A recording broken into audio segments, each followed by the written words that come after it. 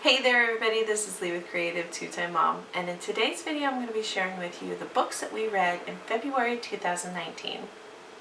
So thank you so much for joining me again today. Today's video is going to be the books that I read as well as the books that we read with our kids, either in our homeschool or books that we just read with our kids that we wanted to share with them.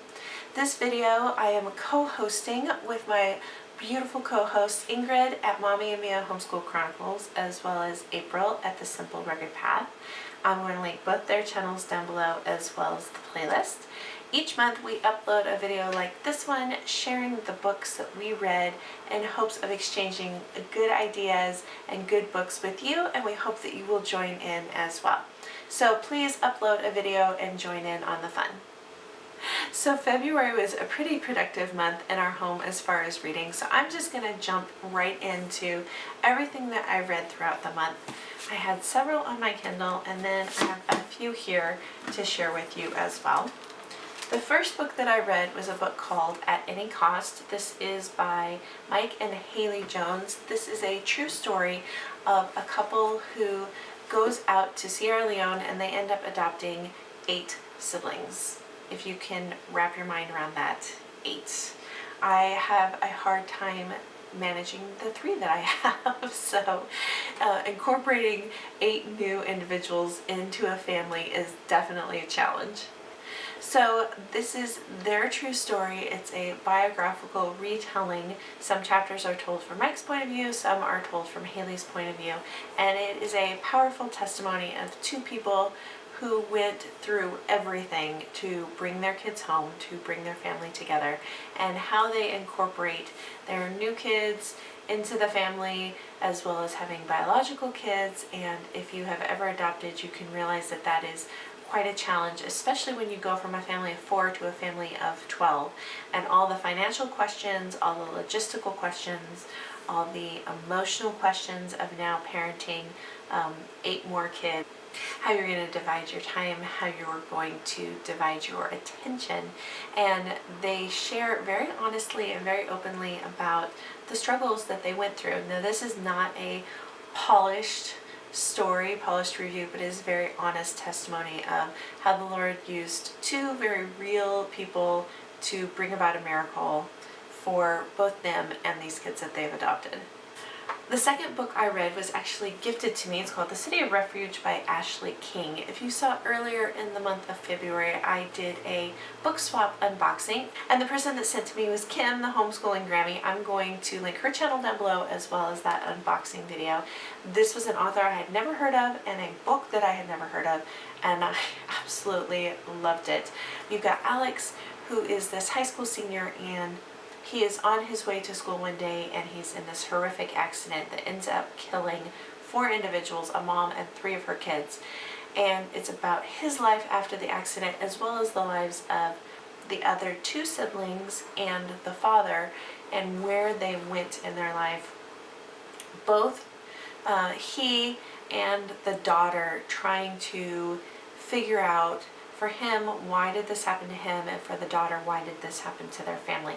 And the path that they both take is very different from each other in trying to find meaning and trying to make peace with this event that has occurred. And eventually they kind of come back together. Their stories begin to intertwine again through a series of circumstances. And can they, number 1, can Alex forgive himself? And number 2, can this daughter begin to forgive him and come to grips with the fact that he has actually gone on to lead a pretty normal life. This is based on a lot of biblical principles as well. City of Refuge, being able to, when you unintentionally kill someone, there were cities of refuge and where you would go to find healing and to find hope again. And so that kind of ties in with the title of this book. Very, very good. I couldn't put this one down. It was an author I'd never heard of, a book I'd never heard of, and I couldn't read it fast enough. Really good. Okay, the last 3 books that I read were all on my Kindle, and the first one was called The Mozart Girl. Now, we've all heard of Mozart, and this is the story of his older sister. This is a historical fiction book that is written to about 5th or 6th grade level. There is some liberties taken in this book, but it is loosely based on some historical events that would have happened to this family. And you've got the sister, and she is kind of overshadowed by her younger brother, who is the famous Mozart that we know, and she wants to become a composer. But because she's a girl, there's this expectation that she would help out more, that she would not play certain instruments, that she would never become a composer, and so they don't necessarily teach her in those fields that she is naturally gifted in, and she has to search out her own way of learning. So it's all about her secretly composing this piece and then being able to prepare it and present it without anybody finding out, and she kind of surprises her family with this in this huge beautiful concert on Christmas Eve, and that's like her debut. So it's all about her discovering her gifts and discovering who she is and stepping out from behind the shadow of her very famous younger brother. The next book that I read was a book called Raising Giant Killers. This is by Bill and Benny Johnson. Now, the Johnsons are local authors to our area, and this was a book that I read as part of a review. I'm going to link my full review down below.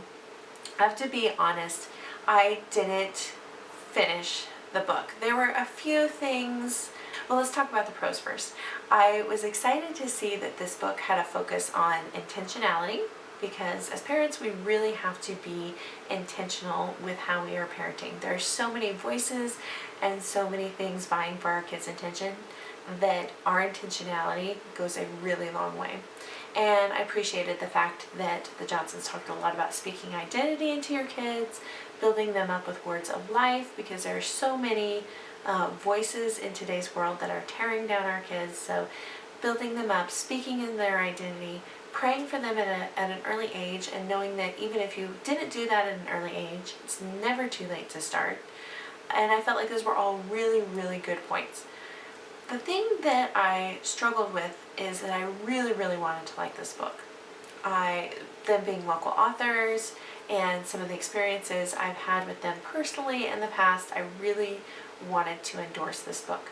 But there were a few things that just came up as I was reading that were unsettling. And that was, I felt like there were a few things where verses were taken out of context. They really tried to tie their principles into a biblical viewpoint, but I felt like they took some verses out of context to create that connection that maybe wasn't necessarily there, or was there, but maybe not as strongly as they wanted it to be, and they took verses out of context to make this glaring point. There were also a few things that they made some far-fetched assumptions about some pretty prominent biblical characters, and they would make some presuppositions, some assumptions about these people's backgrounds that I just don't see in the text. Had they just left it alone, the message and the point that they were trying to make was there, but because they made these assumptions about these people that is not even in the text, it weakened their argument.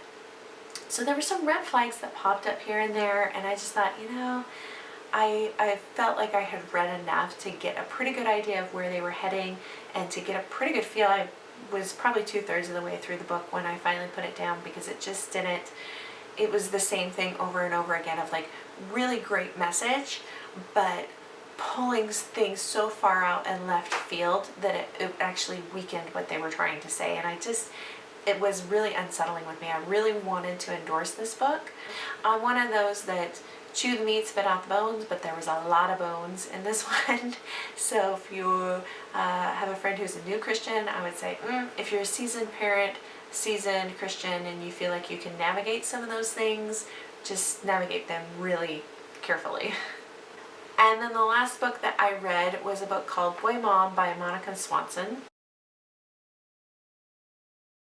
And I was reading this book right on the heels of Raising Giant Killers, and it was like a complete refreshing. I didn't feel like I had to pick through the content quite as much. She takes and breaks down 12 principles of things to be aware of and discipling your sons in. And you guys know I have 2 boys, and I found that the points and the topics that she hit on in this book were really, really relevant to my relationship. Really focused on the boys and their personalities, but also relevant to my relationship with my daughter. I feel like I came away from this book with a lot of good points. I made a lot of notes about conversations and how to approach difficult conversations. She's not afraid to approach the difficult things with her kids, and gave some great pointers about how to start those conversations. So I came away with a lot of food for thought, a lot of things to wrestle through. I will be posting a full review of this book because it was a review book. Just at the time of the publishing this video, it's not quite ready. So as soon as it is, I will link it down below as well. Alright, so that was all the books that I read throughout the month of February. I think that was 4, 5 if you count the young adult book that I reviewed as well. So what we read with our kids, and my kids are always constantly reading, especially my 11 and 7-year-olds. I couldn't even tell you all the books I read this month. So these are just the books that we did as read-alouds, or we read together as a family. And in our morning basket time, we read, as part of the Who Was series, we read Who is Christopher Columbus. We are going into European explorers and our history unit, and so I wanted to pick out the explorer that they're obviously going to be the most familiar with. And so we read that book, which was pretty quick and easy. Another book that we read was The Mystery of the Chattering Bones, and that is based on the series of Gertrude Chandler Warner's Boxcar Children. We listened to this one as an audiobook. We've listened to the Boxcar Children books many, many, many times. And this was my 7-year-old's pick. So we listened to that one in the car, and I can't say enough good things about the Boxcar Children series. Another book that we read was part of the Heroes Then and Now series. This was an audiobook that we also listened to in the car, and it was Gladys Allward. Now, prior to this reading, I had no experience with this individual, had no idea who she was or what she had accomplished in her life, but she had an amazing, amazing life. Was told that she would never be a missionary, she would never have that sort of impact in the world. The best she could do would be to be a housemaid, and that was what her aspiration should be. And she ends up finding a way to make it to China and changes millions and millions of lives through her time there. Incredibly inspiring story. My kids could not get enough of it, especially my 11-year-old daughter. She was just completely enraptured in this story. So we are really loving that series. That's probably about the 3rd book I think we've listened to in that series. And so anytime they become available at the library, I'm trying to pick those up as we go along. Our family read aloud this month was The Penderwicks. This is a series, but this is the first one in the series and our first time exposure to the Penderwicks. I had heard of them previously, maybe a few times, and then when Julie Bogart put up her Arrows guide for the new year, this was one of her selections, and so I added it to our read aloud list. I think the kids are enjoying it. It starts out kind of slow. It's a lot of along the same lines of The Little House, very moral, characters to look up to. It's 4 sisters that are spending the summer out in the country and their adventures, and so there's not a lot that you have to edit out of a book like this, but it does start a little bit slow. Now that they've gotten into it, probably I would say, I think it's a 20 some odd chapter book, and it took about the first 5 or 6 chapters to really get into the story. So if you can hang in there for that long, you can get your kids to hang in there for that long.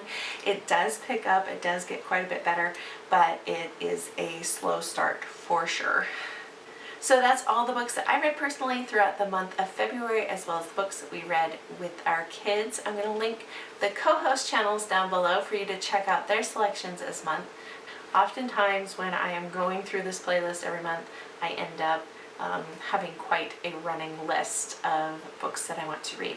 I'm also really trying hard to make it through my winter reading list. I'm going to link that video down below of my goals. I have until mid-March, and I think I'm only halfway through there, so March is going to be a heavy reading for month for me again, and then in March 21st, right around there, April and I are also going to be uploading our spring reading list. So be on the lookout for that. Hit that subscription button down below if you haven't already, because that video is coming soon.